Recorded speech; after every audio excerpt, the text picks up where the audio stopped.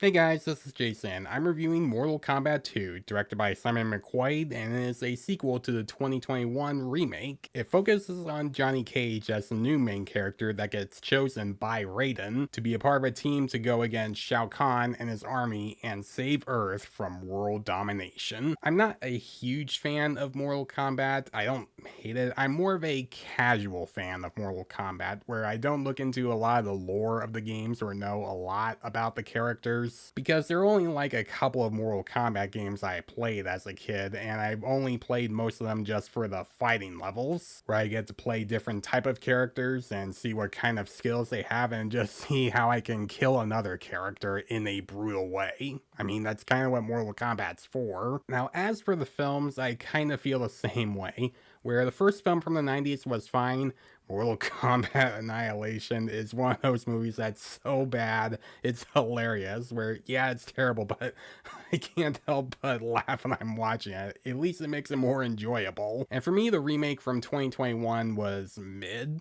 It was an alright remake of Mortal Kombat where it had some cool moments. Like, there were some brutal moments that were pretty fun. Kano was a great comic relief, and it has an awesome opening with Scorpion. But overall, it has very bland and uninteresting characters and doesn't feel like it's focusing on the main Mortal Kombat tournament, and it has a very boring protagonist who, for some reason, they decided to make Cole Young a new character instead of going with so many other characters they could have gone with as the main character. And it looks like the makers of this film heard those complaints and were like, you know what, you're right, we're just gonna make Johnny Cage the main character in this film instead. And this might be a hot take, but I think Johnny Cage is a slight improvement as a main character over Cole Young, because when he's first introduced, we learn that he's a washed up action star who hasn't really gotten a lot nowadays, where he was popular around the 80s for his action movies, but now unfortunately doesn't get a lot of attention like he used to. But when he becomes a champion, he's forced to put that old past behind him and move on, which can push him to be kind of a jerk at times, but he's supposed to be like one of those jerks when he says something that's bad, you just can't help but like him for that. And honestly, that kind of worked for me, where he was mostly bitter throughout most of the film and didn't show a lot of jokes, but whenever he does, I just couldn't help but smile when he does that. I thought Carl Urban was fine as Johnny Cage. I wouldn't say that he's one of the best parts of the film, but as a main character and with a backstory,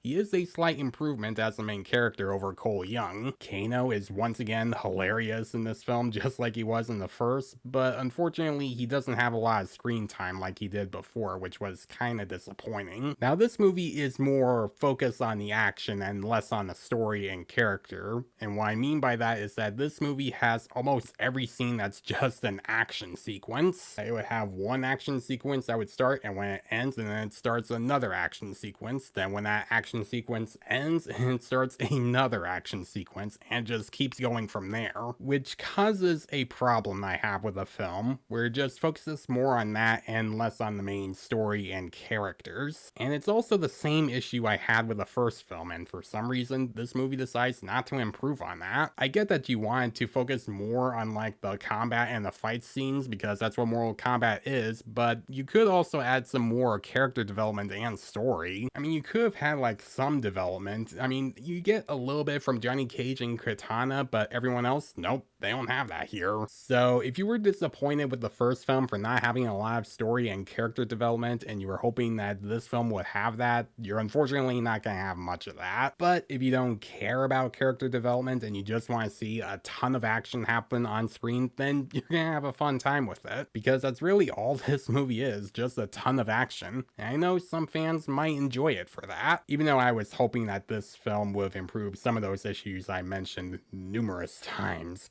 God, I can be repetitive. And the reason I can kind of forgive this film for just having more focus on the action is that a lot of the action is well shot and well choreographed, where you see everything happening on screen and you have stunt doubles doing all the stunts, even though there's a ton of green screen. You still have some great shots where it's a lot of action that can at times be a lot of fun, and also sometimes a little slow in some some parts, but also have some moments where like, yep, that was brutal. And just like with the first film, this movie has a lot of brutal moments that a lot of fans of the games are gonna love seeing. And if that's all you want to see, then you might like this a little bit more than the first film like I did, because the action in the first film was kinda lacking, where it felt more like a setup movie with some action sequences to get to this film. This film feels like it's showing you like the entire thing, where you're seeing more action happen and doesn't feel dull. At least to me it didn't. I know it could for some people. Now granted, this isn't a huge improvement over the first film, but it is at least a slight step up over that film. But unfortunately, just like the first film, the story and the characters don't get my attention. Most of them are very boring, and for some reason when the fight scenes aren't happening, they're just in a lot of green screen. Like, they couldn't make like at least a couple of sets for them to walk through instead of just having them walk around in green screen.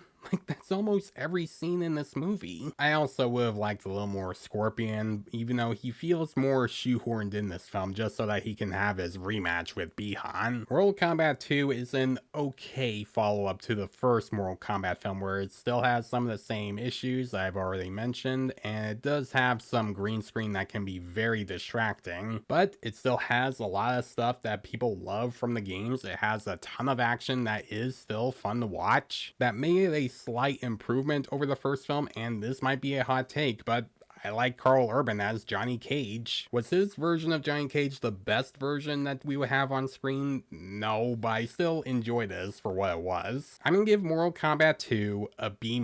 So guys, if you have seen Mortal Kombat 2, what do you think about it? Do you think it's an improvement over the first film, or do you think this film was bad and maybe Annihilation bad?